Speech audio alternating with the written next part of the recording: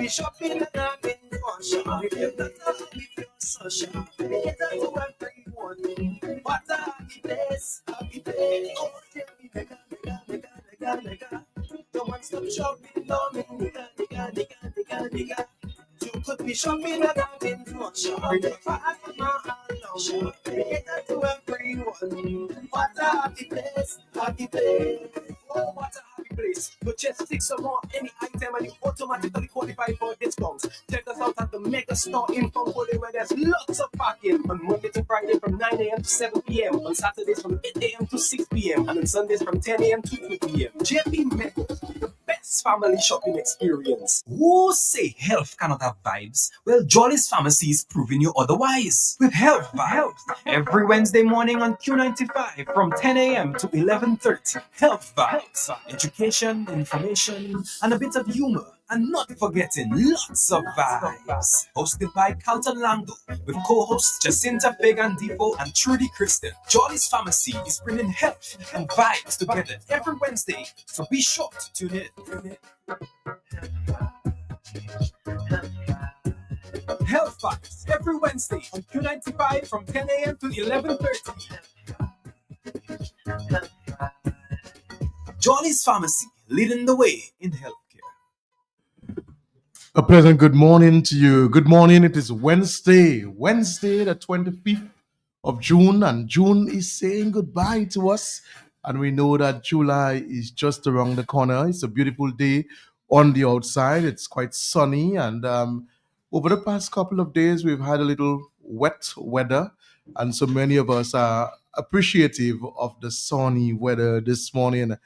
I do hope that your Wednesday is Wednesday in, as we would say, and that you are in a good place at this time, connected with us on the big station, QFM. Let me say good morning to my beautiful co-host, Miss Trudy Christian. Trudy, good morning to you. Carlton, good morning to you. Good morning to our listeners of Health Vibes, Carlton. Was I missed last week? Yes, I believe you were missed last week. And so you came in today with some energy. So boy. I know that is maybe soothing the ears of our regular listeners who last week were saying, but where was Carlton Lando? But I did announce to them that you were under the weather. Well, I was trying to protect you. I love you so much that I would not have brought that bag of, virus to you. To the studio. And get you sick next day. And so, I was dealing with common cold. Mm-hmm. I don't know. This one, it came heavy on me. Yes. Very heavy. And suddenly, from what you said, yes. But I'm happy to be here, and we're happy to be here this morning on Health Vibes. As you know, we always bring all of the latest information to you to meet that vibe that you have. Those of you who are connecting with us from overseas, we say good morning to you. We do have a very large fan base of Dominicans who listen to us even while they commute. While they drive around, they listen to us on their vehicles. And because you have smart vehicles these days with Wi-Fi and all kind of thing, so they can listen to QFM while we drive. And so we want to say good morning to you. Those of you who have retired and is home at this time, we want to say good morning, very good morning to you at this time. Just some announcements. The heat is on, and if you've been following the international news, you're hearing about the heat wave that is sweeping America. Mm-hmm. And even for us, we are, in a sense, I'll say we're tropical paradise. So we get a bit of rain, we get a bit of sun. But when sometimes that solar hits you, it lasts sometimes for a week. Remember last year's summer was deadly. It was one of the hottest summers we've had. And so this year, Jolly's has embarked on this amazing promotion, and it entails cooling down yourself, both with a product and with a product. So let me explain. Wow. So if you've had babies or you've had a baby, one of the products that you would always have at home is almond powder, right? Mm-hmm. So you cool down the baby with that. Basically, zinc oxide that it contains. Very, very friendly product for the skin. It helps to protect the skin. So the powder helps to soothe the skin and at the same time prevent the baby or the person from being too hot. So you can get your almonds powder right now. There is an amazing promotion with this powder. You just need to buy 2 cans or two cans of Amen's medicated powder, right? They must be 150 or 250 grams. So we're talking about the sizes 150 to 250 grams. All right. Any scent. You write your name at the back of the receipt. You're not buying two. You're not buying one. You're buying two. Right. So you just say, you know what? Let me just buy two of that, put that there. Or let me buy one for home, one for the office, or one for the daycare, one for home, that type of thing. You write your name, address, phone number, all your particulars behind that receipt. And guess what, Trudy? Mm-hmm. You are eligible to win an air conditioner. So Can you imagine that? Can you imagine just spending less than $20 practically and that makes you eligible to win an air conditioning AC unit. Okay. for your bedroom, for your home, whatever it is. I think it's about that size. Mm-hmm. in the room So there. a good enough AC unit to Yes, cool you man. down after Man. you've been cooled down with the Amen's powder. Yes. Okay, so And that is going that's on why you now. said a product with a product. That's it. A product with a product. Yeah. And so, unfortunately, I cannot participate. Mhm. Even if my wife wins, she's not eligible, so no immediate family member can win. And so, we want you to participate in this amazing summer giveaway Mhm. where someone is going to walk away with an air conditioning unit. And I'm telling you, I have AC at my home, so I'm telling you, it is really, really, really useful, particularly if you have concrete roof. Mhm. When that chalet take you, fan passer pull you Passa down. work. No, the fan not pulling you down. And so you need, I Mhm. know you might say, boy, because I just back leave the Domlek bill too, you know. But sometimes you just have to say, boy, I don't care. If it's by pieces, I'll pay the bill. I'll pay the Mhm. bill by pieces. But I'm not suffering in silence. So this is what we have happening. Just reminding you again, a customer appreciation is coming up in the month of July. We will be having some amazing services and giveaways for you in the week of customer appreciation. We're talking about the third week of July. So that is generally the budget week for the government, and we want you to remember to start putting some monies aside so that you can take advantage of the many offers that we will have at all our locations of Jolly's Pharmacy come to the month of July. July. So Trudy, we have an amazing guest this morning. I Yes. is someone that we really love having here. Very eloquent speaker, very passionate person, and we will be talking some Yes. a very interesting topic Right. this morning. So what Carlton, we I can- will tell the listeners we've been looking forward to that topic. We Yes. scheduled it a while ago and we've been looking forward to the guest and the topic for quite some time. Definitely. So they should definitely be staying tuned and be telling other people to tune in at this time to Health Vibes. Definitely. So I'm going to give them a little teaser. A couple of weeks ago, a gentleman came to my office with some results from the lab, and he was quite concerned. He's someone that I know who has consulted me in the past and feel very comfortable coming to me. But this time he seemed quite perplexed, quite disappointed, and almost on the verge of tears. So I sat him down and asked him to just relax himself. I asked him if he wanted some water. He said yes. I gave him a bottle of water. I told him to take some time, just relax himself, feel comfortable, and then when he's ready, he can begin the dialogue with me. Just to say, he had done a sperm count test, Mhm. and he found out that he had absolutely no sperms. No sperm cells. sperm cells. Mm. And that was a major shocker to him because he was of the opinion that once he ejaculates, then he can have a baby. And he has been trying hard to have a baby. Mhm. And all along, he thought it was his wife that had the problem Wow. because he has had 2 children before. Mm. So that really shocked him to know that even with the sample that was sent to the lab, when the results came, he had absolutely no sperms present. No sperm cells in the And sample. that's what we're going to be discussing this morning. So it just so happened that I had that example to share. Mhm. So if you are listening and you're a male man and you may be trying to have a baby or to conceive, or you are considering being a father at some point, we have 2 experts in the house Yes. that are really going to delve into this topic and almost exploring, I teased you with it, yeah? The explore it a bit deeper as to what could have caused that individual from receiving such difficult news or diagnosis. Yes, Carlton, that was a good story to Yes, start it off the was, it was. discussion. I think now the listeners are amped Yes, to hear what our doctors in the house have to say.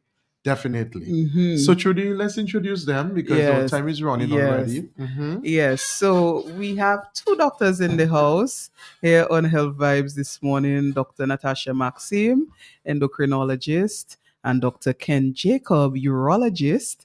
So 2 specialists, Mhm. and Carlton has already preempted the topic. This morning, we really want to go into the aspect or the issue of the hormone testosterone, its impact on male fertility, the sperm count of men, and factors surrounding male fertility. So we have a urologist in the house, we have an endocrinologist in the house. I'll allow them to introduce themselves. Let's do a little shifting around to make sure that everybody's on screen. If you're listening to us on the Facebook page or YouTube channel of Q95, you'll be able to see our guests in studio. And good morning to those who are already logged on social media. We see you on. So, Dr. Maxim, good morning to you. Good morning. It's a pleasure to be with you all. To Oh, be yes. back, and I'm happy that we're not talking about diabetes. Yes. Yes. Well, Dr. Maxim, your field of endocrinology, there's so many hormones and so Yes. many hormonal disorders you could discuss. But we have in the past done the diabetes talk. But this time we're talking something Mhm. different. So that's good. Dr. Jacob, good morning to you. Good morning to all. Good morning to all. Thanks for having me. It's going to be an interesting talk. Okay. All right. So, Dr. Maxim, I wanted us to start off with possibly, I mean, Carlton gave a background story of this man, no sperm cells in his ejaculates that he gave for testing. Can you lay out the foundation for us as to if this is something that you see or you've been experiencing in your practice? And as Carlton mentioned, what could be leading to that sort of result in a man who has given a sperm sample, a semen sample for analysis? Okay, so as an endocrinologist, one of the fields that we look at is infertility. Mhm. As we know, we have this stigma that when somebody is a couple is suffering from infertility, most times we think that the women are the ones with the issue, especially with the rise of polycystic ovarian syndrome, etc. Mhm. In endocrinology, we always encourage the couple to come together to fertility consultation. So the woman and the man. Mhm. And it's always best that both individuals are evaluating so that we could have the best outcome. And it's not about placing blame on one individual, but just getting both partners at optimum health so that we could maximize the opportunity of conception, right? Okay. So we have seen an increase in infertility in men. Okay, and a lot of it has to do with one, low testosterone levels, two, structural issues that our urologists may best be able to explain to us, and three, defects in sperm. Yeah. Right? So just so that everybody has it clear, the first thing I want to do is to differentiate between semen and sperm. Yes. Okay, because that's what surprises most of the men, because after ejaculation, they feel like they have, good amount of semen, everything looks normal, everything smells normal. So they just assume that everything is fine. And then in some cases, when we place it under the microscope, when we do a semen analysis, then it tells a different story. So semen basically carries sperm. Semen holds sperm, but it's not only sperm in there. We have other nutrients in there. We have fructose in there. We have magnesium. We have calcium, etc. in there. Sperm is actually a single cell. And just as you see in the diagrams and the drawings, it contains a head and it contains a tail. When you put it under the microscope, it's beautiful. Right? The head is where we have the genetic material, the DNA, and the tail is obviously for propulsion, for movement. For the swimming. So then, there are times you could place that semen in under the microscope, and then you see everything else, you see the nutrients, you see everything else, but you see no sperm. Okay? So that is one of the defects that we see. So for example, a gentleman could have a healthy ejaculation, a good quantity of semen, however, we have zero sperm in there. Also, the same way you see it in the diagrams with the sperm, and that one swimming here, that one swimming there. When you put it on the microscope, sometimes it's chaotic. Some are not swimming at the pace that I'm using simple terms so everybody could understand. Some are not swimming at the pace that they should, or somebody's head is missing, or half of somebody's tail is missing, etc. So we have deformations also in the formation of the sperm, right? And even concentration. So there are different things that we look at when we look at a semen analysis. So we have been seeing an increase, and most are due to structural defects. And my job is to determine whether there are any hormonal issues with the individual that is causing either low testosterone or sperm defects. Okay. And just to clarify, a lot of times we associate low testosterone and even sperm defects with men of older age. Let's say we're thinking maybe above 60, but I'm speaking about young individuals, right? So just last week, for example, he came in for something else, but then we went down that road, and I had a 30-year-old who had very, very, very, very, very, very low testosterone count and sperm count, right? So we're not just speaking about the older men. Okay. And doctor, as you're on the low testosterone levels, oftentimes we may want to characterize it in terms of how an individual may act or behave. And you may be very alpha as a male and still have low testosterone. Exactly. Right? So sometimes people think, well, if you have low testosterone, maybe you're a little effeminate or you look maybe a particular way. But from your experience, low testosterone doesn't necessarily have an appearance, a physical appearance. Exactly. And we might even be deceived because a lot of times, for example, you might look at someone who is very muscular, who gyms a lot, who's athletic, and you might be surprised to find out that that's the person with the low testosterone, probably because of certain practices, stressful factors, substances that they may be taking in, the injections, etc. Right? So it's not just about physical appearance, and not even about personality, because personality, we know there are a lot of things influence our personality. The term we use in medicine for low testosterone is called hypogonadism.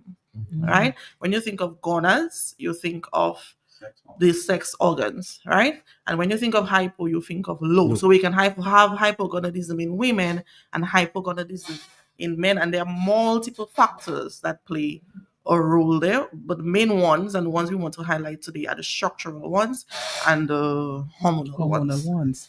Okay. I want to bring in Dr. Jacob in the discussion because Dr. Maxim, you did mention that there can be structural issues as to why somebody may have a low sperm count or absence of sperm cells in their semen.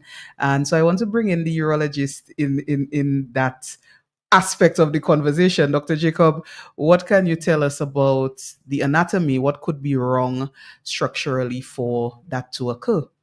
Well, good morning, good morning. Well, in our society, for low sperm count or low testosterone, the patient has to have had some kind of past history of trauma to the testicles, maybe playing football or cricket. Somebody kicks you, you fell, or riding a bicycle, you fell on the frame of the bicycle. That basically would cause permanent structural damage.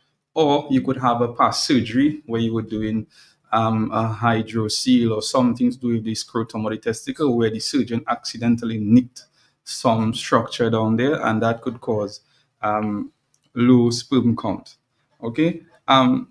Basically, most, I would say maybe 80 or more percent of the low testosterone we find in Dominica is not due to structural issues. The structural issues would come when you have some kind of sex-linked disease or something like a birth defect, or you're born with some kind of disease, or you could have some accident which could traumatize or damage the testicular tissue. But in general, this low sperm count is caused by low testosterone. Okay, from 2006 to 2009, studies have shown that the peak testosterone in a 21-year-old is about 19.68 nanomoles per liter. And in 2016 to 2019, the same 21-year-old, the peak testosterone would be about 17.7 nanomoles per liter. So we can see it is going down. Now, Wow. we have to define what is testosterone. Testosterone is basically is a chemical, is a hormone that our gonads, our sex organs secrete, the testicles secrete in a man. Also, women secrete it as well.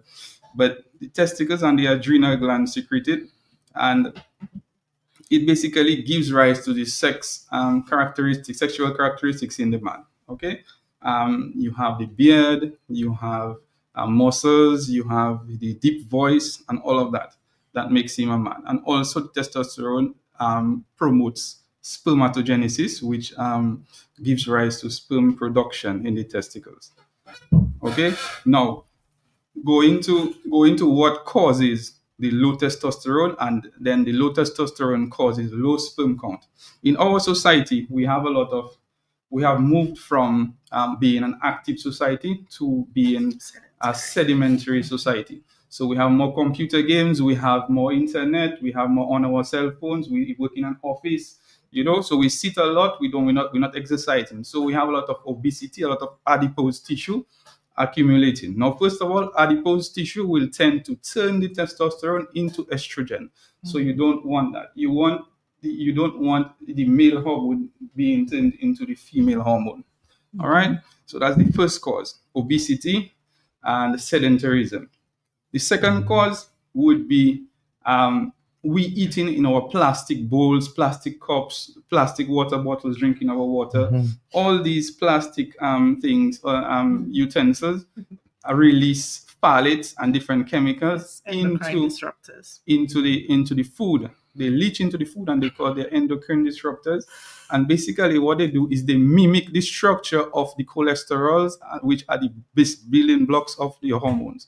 So the body would mistake all the microplastics. You microwave the food in a plastic thing, so all the microplastics leach into the food, and the body would mistake it or think it is a cholesterol, and then it would stick to the receptor of the organ, and the organ would think is the hormone that's there. So it will decrease the amount of receptors on different organs, thus creating low testosterone and low sperm. Okay, we have smoking. Where I'm from in Granby, a lot of men, they smoke the marijuana, and studies have shown that marijuana is not as bad as tobacco. But what they do is they blend. So they mix the marijuana with the tobacco, and that is a very bad practice because tobacco has been shown to really decrease sperm count. All right. Now you have chronic stress. The days now, the price of goods are rising, cost of living, people are under stress. So now that would cause a lot of low testosterone, low hormonal production. Okay, so then you have also another thing that would increase sperm count, decrease sperm count, the tight clothes. You know, we want to be fashionable. We want to have the tight boxers. We want to have the tight jeans and Skinny be jeans. looking. Yeah, all those things cause a lot of heat down there. And then the sperm, the testicles need to be hanging low from the body. So the heat, the amount of heat is not conducive to sperm production. All right. Also, the sleeping patterns. All these days, we all on our phone, and the white light from the phones and the televisions and the fluorescent lights as well. They damage our the melanin that cause our sleeping rhythm, and then it gives us poor sleep. And poor sleep can lead to stress and also bring down the sperm production. All right. Now, basically, how would that transfer into low sperm count or no sperm or very low concentration of sperm? All right, it transfers as low spermatogenesis, meaning with all those factors, it would bring down the amount of sperm being produced by the testicles. Okay, how we would see that? Very low motility of the sperm. As Dr. Natasha said, that the sperm, some of them move, but they're not really moving in a direction to look for the egg to fertilize. So you would have some moving like a circular motion, like they're chasing their tail, like a dog chasing its tail. This one goes nowhere. It just stays stagnant moving. So it's not really viable to go and produce fertilization. You have the one which is good, which is a zigzag, but it's in a straight line. This one is good. And you have the one that are just stagnant. They're just there. They don't move. Okay? That is how it shows under the microscope when you're doing a sperm analysis or spermogram. Okay? Also, you have the reduced ejaculate volume, where some men, they would see when after they ejaculate, they don't see really anything coming out or very little coming out, which is basically less than 1.5 millimeters of sperm coming out. That would be a cause of this low sperm count. You see, they try and they try and they try for years with the woman, and no, they're not getting pregnant. The lady is not getting pregnant. Okay, so with the sperm count, you sometimes they say, I don't know. I look at the spermatogram, I'm not too sure what it says, right? So then with the low sperm count, you have anything more than 39 million sperm in every ejaculate. Anything less, I mean. So if it is less, in every time you ejaculate, every time you, let's say, quote unquote, come, you're supposed to have something equal or more than 39 million sperm in that ejaculate. Okay, so if it's anything less than that, when they analyze it under the microscope, they have their formulas, you have a low sperm count. But the concentration is the sperm count with the amount of volume. All right, so every milliliter, it's supposed to have, you can just say every drop of sperm is supposed to have more than 16 million sperm in it. If you have anything less than that, you have a low sperm count. Dr. Jacobs, I wanted to just interject a little regarding you mentioned a few risk factors that can result in low testosterone, that can further compound the low sperm counts that we're seeing. How does nutrition though play like in terms of certain deficiencies? Are there deficiencies Yes. that may also cause? And are there any medications? So, for example, somebody might be on a prescription medication, and that could be one of the side effects or adverse effects of that medication. Have you seen any type of medication that may have resulted in low testosterone levels? I haven't seen any medication that directly causes it, but I know people who do not eat zinc-rich foods, people who do not eat magnesium-rich foods, and people who do not eat omega-3 oils are very at risk. Okay, and zinc-rich foods, oysters, shellfish, crab, crayfish, shrimp. These foods from the sea are rich in zinc. The zinc is very much needed by the prostate and also by the testicles to produce sperm. Okay, also magnesium. People who, like, for example, you have different type of people with diets. You have those who eat only meat, who don't eat meat, who eat meat and some fish, or don't eat eggs. So you have different varieties of diets and religions that cause people not to eat certain foods which would be necessary for spermatogenesis. Vitamin D is also needed, and also antioxidants. So you need basically antioxidant-rich fruits like pomegranates.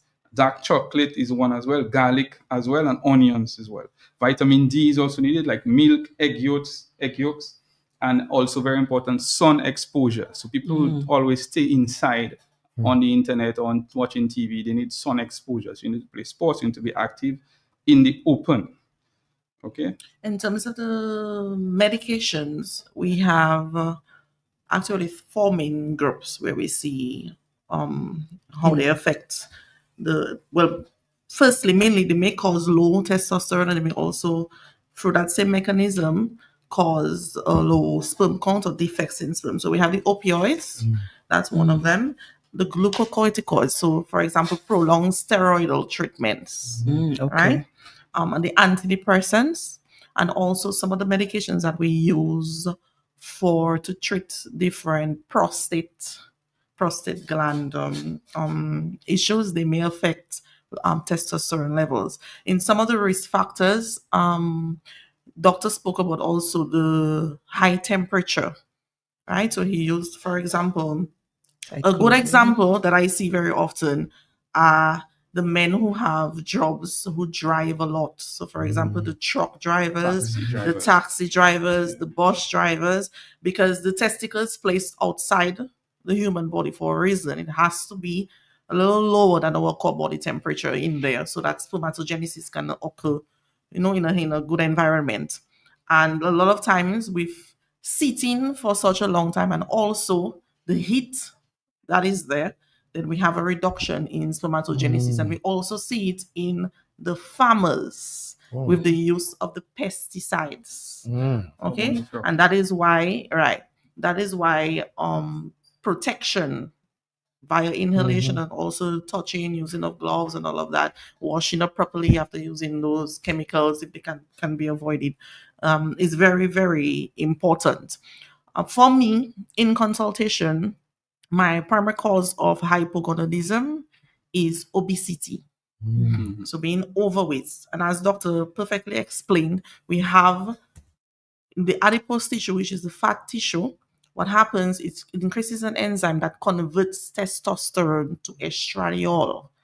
It's the same issue that I'm having with the boys who are obese. So they're going to have low testosterone levels, and they're not going to enter into puberty as they should.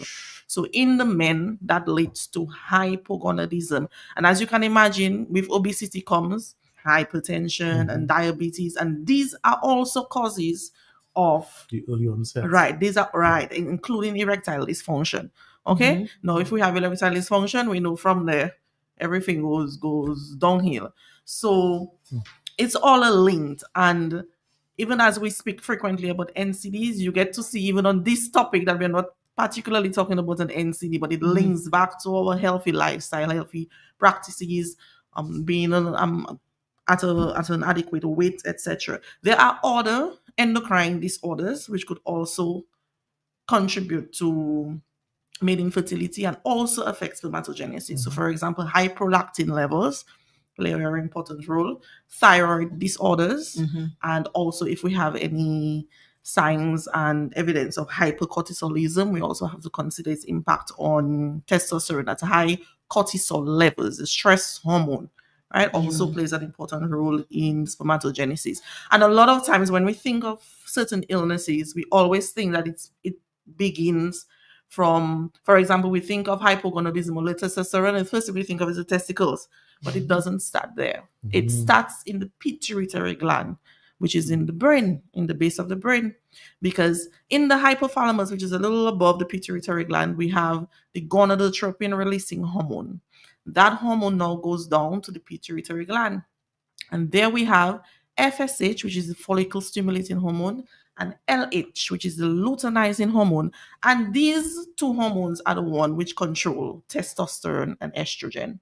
So anything that's going to affect FSH and LH in our brain is going to affect our testosterone and the estrogen levels. Another common example of hypogonadism that I see often are the men who have pituitary tumors.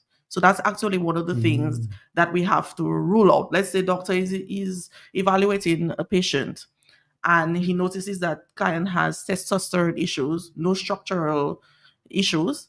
That patient is referred to me in endocrinology clinic. One of the things that I have to do is to rule out that individual has low FSH and LH levels. If they do, I must rule out that they have a pituitary tumor, because sometimes the tumors are there. They're very tiny, a lot of times asymptomatic, and they compress the pituitary gland. And in compressing, they do not cause sufficient production of FSH and LH, and therefore we have low testosterone. So sometimes it's a simple case. For example, the case I referred to as last week, which I spoke to you all at the beginning, marijuana consumption. I asked him to stay off of it for a bit. I've actually had maybe 4 or 5 cases like that. Most of them that I asked to stay off it for a bit, practice some discipline. When we repeat, everything goes back to normal. Wow. Everything goes back to normal. I want to Wow. follow up on that line, because as we've been speaking, and a lot of the risk factors for hypogonadism is lifestyle related. So I wanted to go into what can people do if it has been identified that they have low testosterone levels, low sperm count. Some of the lifestyle factors we've been explaining might be career related, like you mentioned, people with certain careers and how that affects them in that regard. We did mention activity levels, diet, etc. So what is the game plan then? Let me just put a scenario forth of someone, maybe bus driver, so that's the person's profession, obese, maybe, low testosterone, or found out that he has low sperm count. What is the game plan for an individual like that? I can start. Yes, go ahead. So the game plan for a young man trying to conceive or have a baby, see, maybe he's a bus driver or taxi driver or somebody who sits a lot in an office. The first thing you need to do is lifestyle change.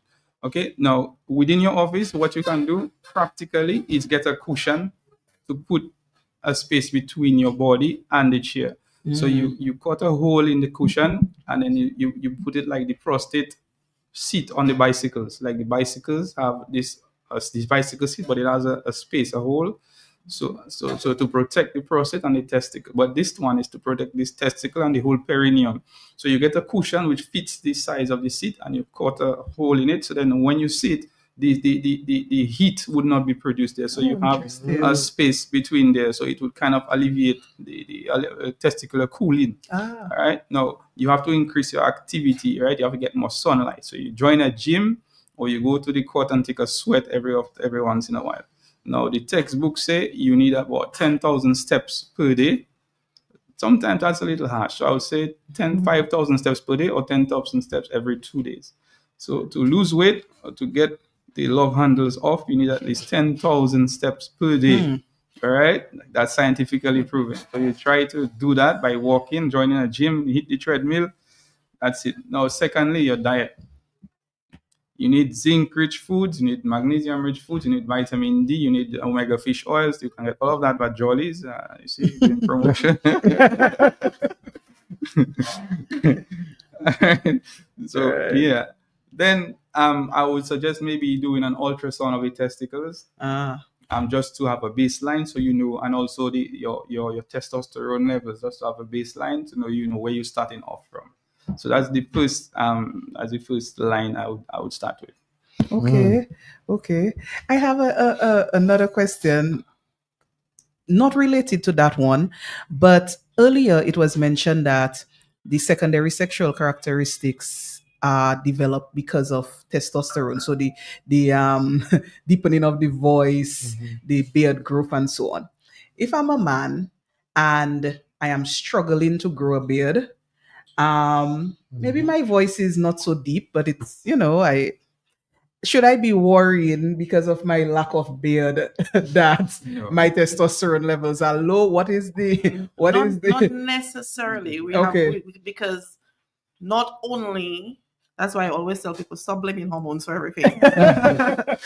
So not only testosterone plays a role in the development of beards and all, you also have genetic factors, you Okay. have other factors that play an important role. However, you shouldn't see it as an alert, for example, if you are not at the age, for example, over 50, when men really start to bald and so forth, that you're finding that you're having a lot of balding. Mm, All right, that's one. okay. That you're having erectile dysfunction. There are certain signs, the weakness and the fatigue that you feel that is not common. Like you just find like you don't have the energy, the stamina that you had before, and even the sex drive that you had before. Mhm. Then this should alert you that you need to get yourself checked. Okay. Okay, it could be that your testosterone levels are low. It could be that you're just stressed, Mhm. but it's important to come to the doctor to try to figure out what is wrong.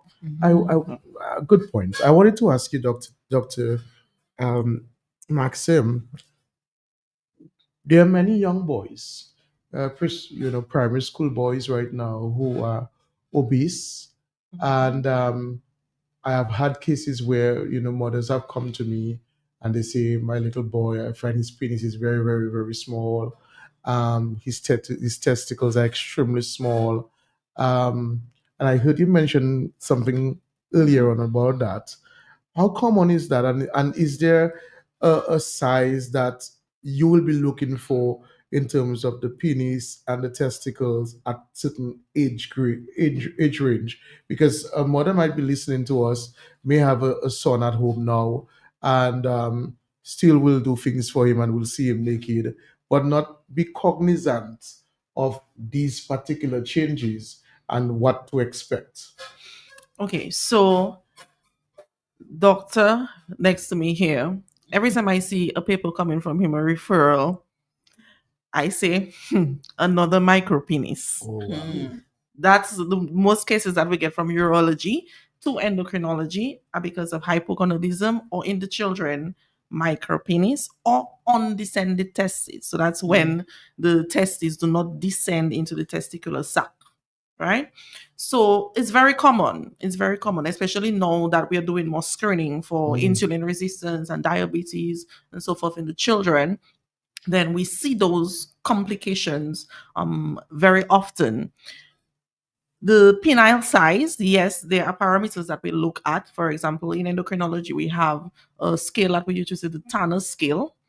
Based on the age, there's a certain size and so forth that we look for, but the size is not of so much importance as to certain characteristics that we're looking at. For example, in different ethnic groups, in different, you could have even Sure. genetics in families, you may have differences in size and so on. There are certain things that we're looking at, even right down to the texture of the gland. When we palpate the testicles, the texture of the gland, the size of the gland itself tells us a lot. I don't know if doctor want to add, since he's the one sending me all the micro penis. He probably has some things to add. It definitely has to do with ethnicity and genetics. For example, you wouldn't you wouldn't look at an Asian person the same as a person from Nigeria.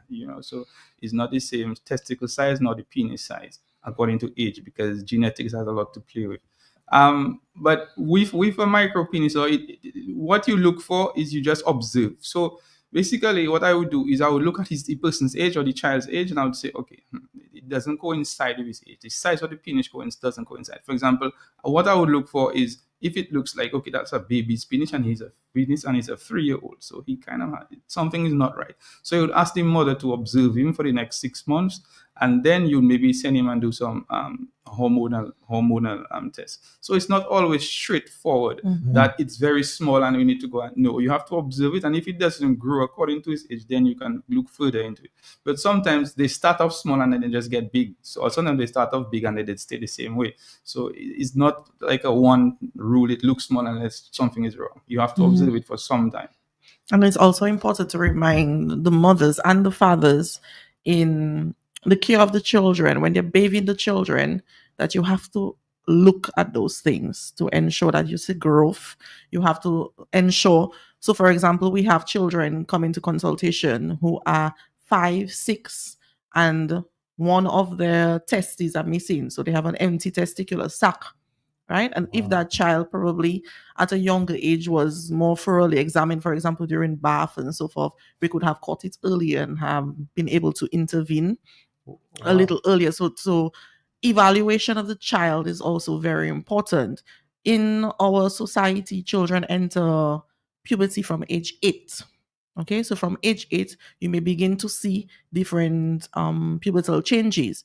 If you have a child who is 11, 12, and you're not seeing anything that indicates that that child is entering into puberty, that should be a cause for alarm and for concern, so that we could have early intervention, because these things lead to complications. One of the main one being our topic today, which is male infertility.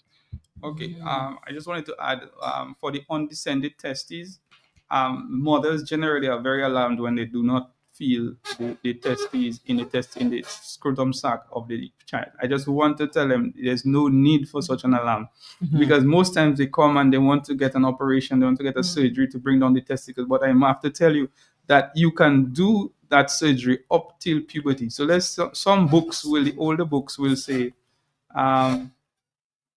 it's up to 6 months to 8 months to do that surgery. That is not really, that is outdated. You have up till before puberty to surgically bring down the testicle. And it's All right? actually the preferred form of treatment right now. So some mothers will be, Surgical over the hormone. some mothers will be, no, something is wrong with my child. I want to operate him immediately because his testicle is not there.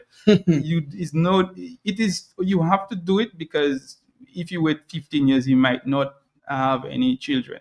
But it's not something that's an immediate emergency. You can wait up to before puberty to plan and do the surgery properly. All right. So we have this misconception that once you have an undescended testicle, that you have to run and do a surgery. No, that is wrong. Wow, that is very eye-opening for me. Yes. And that surgery can be done in Dominica. Yes, I do it. You do it. Yes. Wow, very interesting. Yes, very interesting. And I see our listeners are appreciating the information. A lot Yes, of they are. eye-opening information here. I want to go into the fertility discussion that we started off with.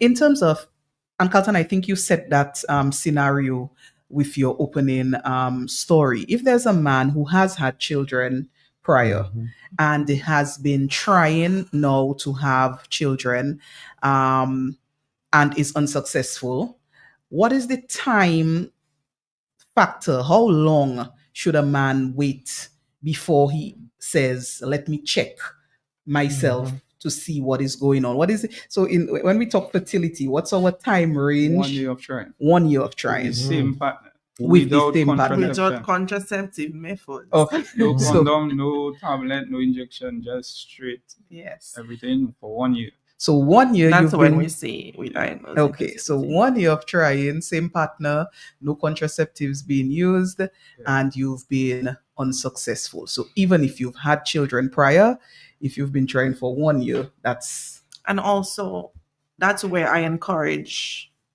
that we change our mindset and our culture of attending to issues when they present themselves. So preconceptive care is very, very important. yeah. A lot of times we find only the women, if a woman does do preconceptive care to make sure everything is okay. I'm trying to get pregnant. I'm going to go to the doctor so I could get some advice, make sure everything is okay. And then the men are left on the wayside. All right. So preconceptive care is very, very important. Sometimes it's just for you to come to get some nutritional advice, or we could foresee, for example, you're overweight and that might impact. You could do a semen analysis, especially if you're older in age. You could do a semen analysis. Let's see your sperm count and concentration, and probably we could get some vitamins, some nutrients in there to help. So going ahead of the problem is also very, very important. so preconceptive care. And you mentioned age, doctor. For women, we're told after 35, fertility starts to decline. Is there an age for men? Well, I have always been told for men it's any time you want throughout life. But is that true? Is there a fertility decline in men based on age? Yes. After age 50, you definitely see a decline in the testosterone production, and also decline in the sperm production. But see that you have over 60 something million sperm, then even if it declines by 20%, you still have a chance of You have having a chance. 40 something million there to still impregnate. So the determining factor for the man is if he can get erect to penetrate. So once he can penetrate, then the 20 or 40 million can do its thing. Okay. Right? Yes. I wanted to ask in reference to patients who are on chemotherapy or would have received radiation. How does that? I would assume that some way, somehow, it may interfere with testosterone levels as well. It can, but it's not something that, to a small extent, but it doesn't really affect conception per se. Oh, They can still have children. nice. Okay. All right. So what we're going to do, we're going to take a short break, and then we'll be right back with our experts here in the house. We have the endocrinologists and the urologists. So we're packed with experts here this morning on Health Vibes. Stay tuned. Introducing Johnny's Pharmacy, brand new website, www.johnny's.gm. It's your time to jump the line. Shop now at johnny's.gm and have your items delivered in the comfort of your office. No more standing in line. No need to use your lunch hour to shop. Hassle-free shopping, safe and secure. Johnny's.gm features rush delivery, 1 hour. In-store pickup, regular delivery, 5 p.m. Cut-off time, 4 p.m. It's your time to jump the line. www.johnny's.gm. Johnny's Pharmacy, leading the way in healthcare. Oh, and if they say convenience will make a big difference, then you can trust me. I know just where you should be. That is JP Mega. The one-stop shopping, no me, nigga. You could be shopping and having fun. Shop if you're not happy, you're so shop. It's up to everyone. What a happy place. Oh, JP Mega. The one-stop shopping, no me, nigga. You could be shopping and having fun. Shop if you're it's up to everyone. What a happy place. Oh, what a happy place. Majestic some more any item and you automatically qualify for discounts. Check us out at the Mega Store in Fongbode where there's lots of parking on Monday to Friday from 9 a.m. to 7 p.m. On Saturdays from 8 a.m. to 6 p.m. and on Sundays from 10 a.m. to 2 p.m. JP Mega, the best family shopping experience. Who say health cannot have vibes? Well, Jolly's Pharmacy is proving you otherwise. With Health Vibes, every Wednesday morning on Q95 from 10 a.m. to 11:30. Health Vibes, education, information, and a bit of humor. And not forgetting lots of vibes. Hosted by Carlton Lando with co-hosts Jacinta Fagan Depot and Trudy Kristen. Jolly's Pharmacy is bringing health and vibes together every Wednesday. So be sure to tune in. Health Vibes every Wednesday on Q95 from 10 a.m. to 11:30. Jolly's Pharmacy, leading the way in healthcare. So we're back.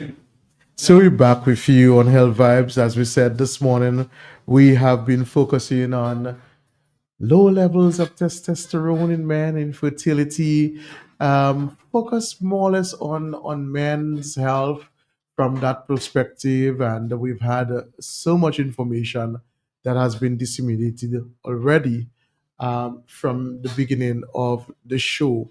My co-host Trudy, I know you have another question that you wanted to ask. Yes, but before I do, let me just give the numbers in case our listeners want to ask a question. As Carlton said, we're full of experts in the house this morning. So our numbers 449-3095, 449-3096, 449-3097, 616-4257. If you're calling from overseas, the number is 305-432-9624. We're here with Dr. Natasha Maxime, who is an endocrinologist, and Dr. Ken Jacob, who is a urologist.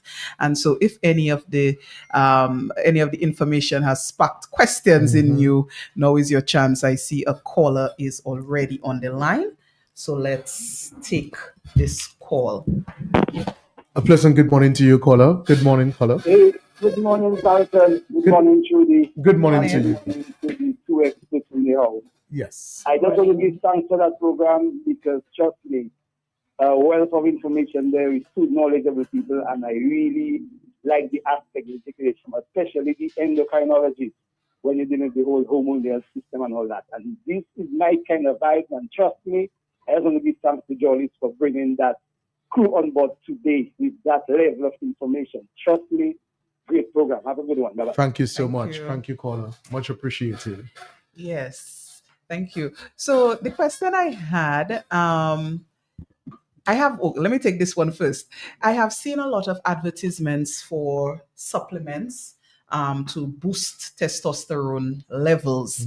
How are those supplements do they actually work? Are they things that men should be using, or should the lifestyle changes be the predominant factor, particularly if that is what has been identified as the issue? The supplements are generally safe. What is Okay. unsafe is the direct testosterone injection into the body. The supplements generally have herbs and other vitamins and minerals that will be precursors to testosterone production in the body. What we don't want to do is use the anabolic steroids that the bodybuilders use in the older days, like the Arnold Schwarzeneggers, that they would be very, very bulky, but then they would have small penises. If you check the photos, you can go back and look on the internet. Look at the bodybuilders. You see they have very, very bulky bodies, very big arms, big legs.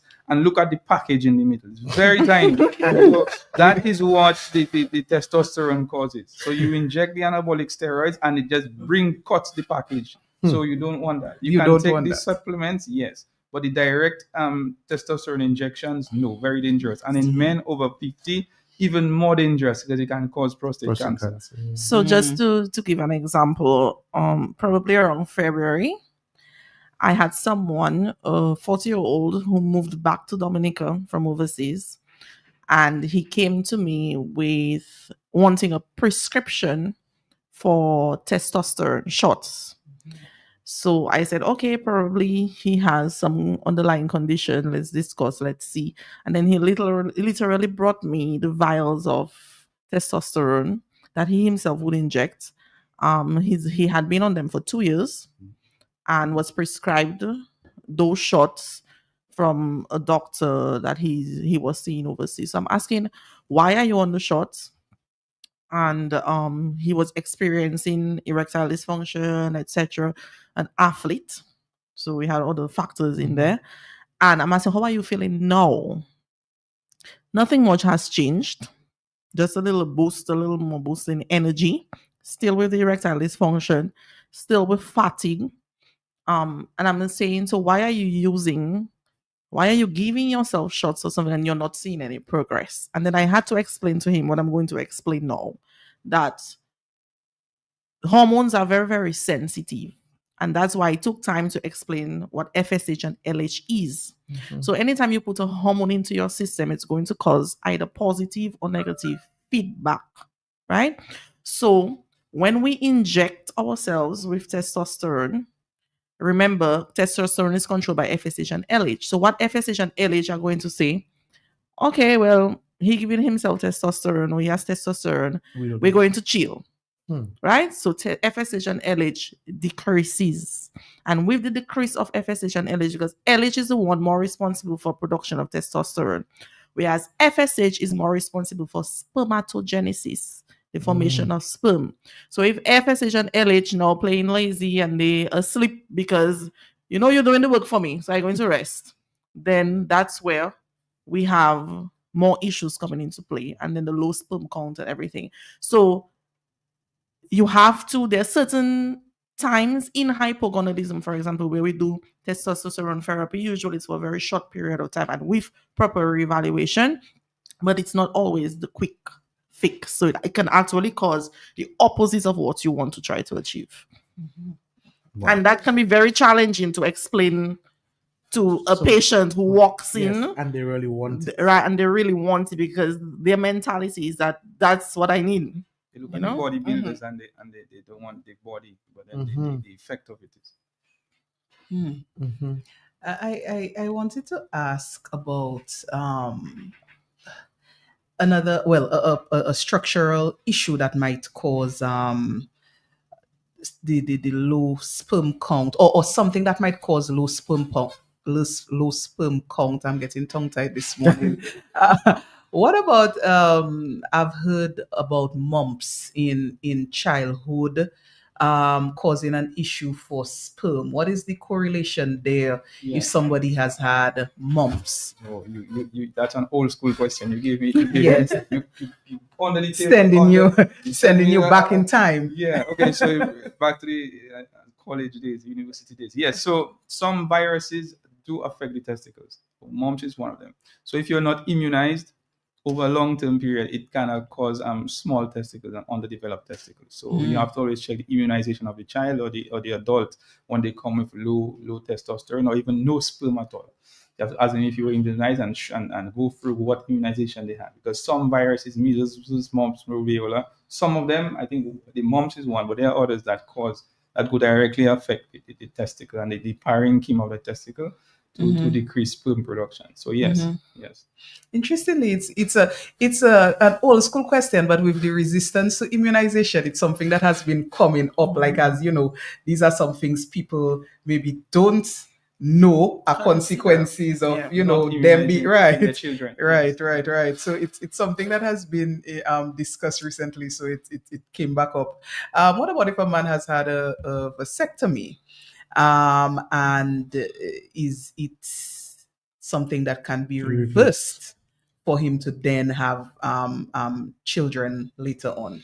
Yes, vasectomies can be reversed, but it's a very specialized surgery, and you have to do it basically with augmentation. So the surgeon would have to have special glasses to basically see, because the small structures he has to stitch back together with very small sutures. So it's a specialized surgery that can be done in a fertility clinic. Yeah. Okay. Yes. Okay. Mhm. Wow. Yes. Doctor, I was kind of taken back, especially by Dr. Maxim's comment regarding the 4 patients, young men that she has had, um, who had low sperm counts. And when you look at the lifestyle, particularly with smoking, and she had asked them to reduce or to suspend smoking, and immediately after the said period, their sperm count came back. Now we recognize that smoking is a major uh, cultural, almost becoming like a new norm in our public. And we've been hearing our governments talking so much about the population is declining, and we need the population up. And if you look at schools now, when I went to primary school, most of the schools, the Maho school had three to 400 pupils, and 100. many of those schools had, now that same Maho school has less than 50 pupils. Cochrane School had to close down, and how many other schools are experiencing the same situation. Some people have made choices that they don't want. They want only one child or 2 children for the most. And but we've also seen where people are indulging in activities and may not recognize that it is a major risk factor for fertility at some point in their life. So, how do we get to our young people? We see a lot of people drinking a lot of alcohol too, a lot of alcohol, other recreational drugs. I know ecstasies are wrong, other things like that of that nature. It's wrong. How can we, or how can we now advise our young people that these practices can ultimately affect not just their health but their offsprings as well? Right. And I'm happy you brought up that question, because a lot of the patients who come in with infertility issues, they come in at a point where they are now on the right path. So now they're focused on their family, they want to build a family, they're hard at work, etc. And it's frustrating that they aren't able to conceive. But then when we dig a little bit into the past life, there was a lot of irresponsibility. So there was a lot of heavy drinking, of smoking of marijuana, and mixing everything with everything. And then they're at a stage where they're facing basically the consequences of those actions. So a lot of the patients, that's what we see. So it's important to note that whatever we do with our bodies today, we're going to face the consequences of it later. And I think that is what is missing in the youth. Because when you're young and your body is strong and can resist a lot of things, you may feel, okay, I'm drinking a lot, I'm partying, I'm not sleeping, and everything is fine. But then the age starts increasing, other factors come into play, and then we start expressing all those bad habits and decisions. So education is important, but self-awareness is also very important, because we can educate as much as we want. I think every time I come to this program, this topic comes up. We can educate as much as we want, but if we do not have responsibility for our actions and self-awareness, and I always tell the young people that we're not just living for today, we have to think of the future. So we have to make right decisions now, so that when we get, I don't want when I'm 60 that the same person I spoke to about drinking and marijuana is coming to me at age 40 something because of infertility.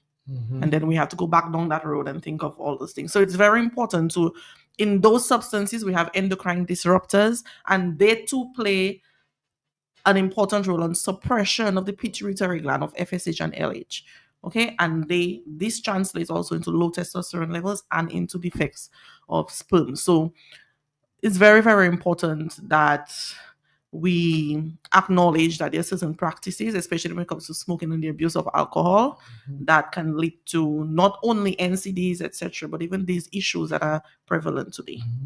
And I'm glad that you say that, because remember when we had the fertility expert from Trinidad last year, that was one of the major factors that she brought up among our young men in the Caribbean, that we're drinking and smoking way too much, and that has really, really caused a major problem with our sperm counts and so forth.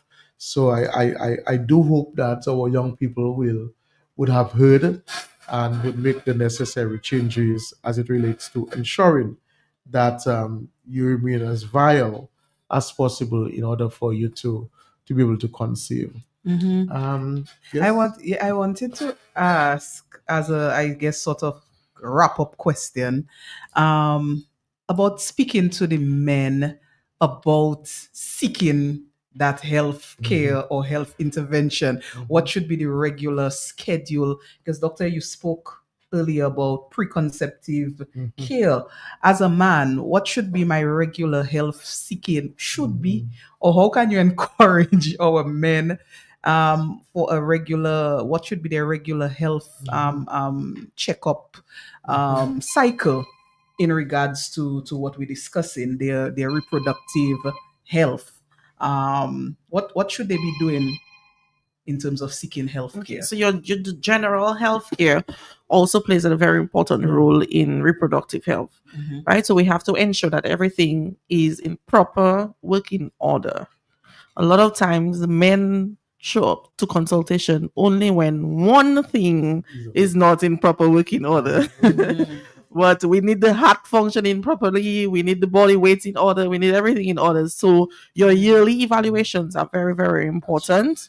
Your frequent checkups of your blood pressure, your blood sugar levels, stress management, all of that is very, very important. If you suffer from any of the NCDs, ensuring that they're properly managed and controlled is very, very important.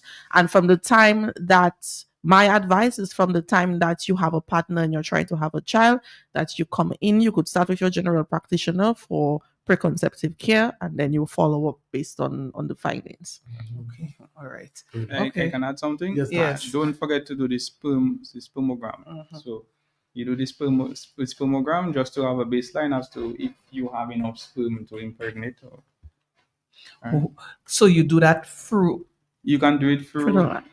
the lab, or your general practitioner can Okay. write it and you just do it. And if it's abnormal, then they'll send you to the endocrinologist or the urologist. But if it's Okay. normal, then it's okay. You know that you are fine. Okay. Mhm. All right. Okay. I see we have somebody who's been trying to call. Let's see if we can just wrap up with this. Yes. This person. A pleasant good morning to you, caller. Thanks for calling. Yes, good morning again. Why you all want that last segment about the smoking and the drinking and the losing of sleep and all that? I want to emphasize on the nutrients. There's a lot of people that are just nutrient deficient, and that is a big problem. A very big problem. I mean, we're talking the diet there, but nutrient deficiency is a big problem. The lifestyle in terms of we're in a nature island and then we're eating everything that's processed and that's imported, and we have our food right there. That our God-given food where we were born that we're supposed to be eating and living on, our plant-based food that we just reject it and we go in for all these poisons at the supermarket. I just wanted to interject that. Nutrient deficiency is a big problem. Maybe even, I want to put a figure to it, maybe even 98% of the problem is nutrient deficiency. Have a good one. Thank you. Thank you, caller. Thank you. That's a very good point. Yes. So we are at the end of our Right. time. Yes, Kaltan. we are. We are. Mhm. Again, it was a very successful show this morning. We do hope that all of the information that was disseminated would certainly make at least a few changes in the lives of our listeners. Those of you who would have listened, again, you can access the information on the website of on the Facebook page of QFM Radio and also their YouTube channel. And you can also access it as well on the Jolly's Facebook page as well. And we really want to take the time to thank both specialists, consultants who came in today, Dr. Maxim, endocrinologist, and Dr. Jacobs, urologist, for really, spending the time and for breaking down the information that our listeners could definitely understood the context in which you were relaying the information. You're welcome. Yes, You're welcome. Carlton. And I just want to ask both doctors to share their contact information, because there may be people who are deciding at this time to schedule a consultation with one of the two of you based on the information that was given this Right. morning. So And where please, your office is located. yes, share your information and your location for our listeners. Dr. Jacob, I'll start with you. I am located downstairs of Big Edge. I'm across the Treasury. So anytime you're thinking of Big Edge, across the Treasury, money, Dr. Jacob, right down there. Okay? I'll work with your money. Across from downstairs, Big Edge. Right. Okay, all right. And contact number for the office. 295-7839. That's the number to call. 295-7835. 39. 39. 295-7839. 7839. Okay, Dr. Maxim. Okay. So I'm easy to find, but hard to locate. I could be found at any of your primary health care centers from the north to the south. So you could just walk in and ask to be placed on the endocrinology list. The nurses will attend to that. I have an appointment book at each of the centers there. And the private care at Maxim Medical Care. Most people are familiar with Triage Health. My office is in there. Okay. Right. So thank you, doctors, for your time. And we hope to see you again on Health Vibes. You all are always willing to share the good information with our listeners. So thank you so much for that. Definitely. So as always, we always say to you, your health is indeed your greatest resource. Preserve it. Have a good morning, everybody, and continue to enjoy the remainder of your day and the week.